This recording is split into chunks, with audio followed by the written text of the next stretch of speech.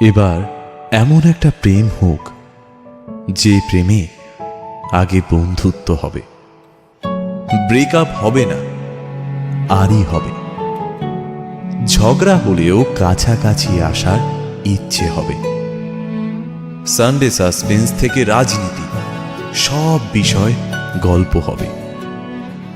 শুধু কথা দিলেই হবে না, কথা রাখতে হবে। জীবনে হারি বা জিতি, সে সব কিছুর অংশ হবে, মন খারাপের ওষুধ হবে।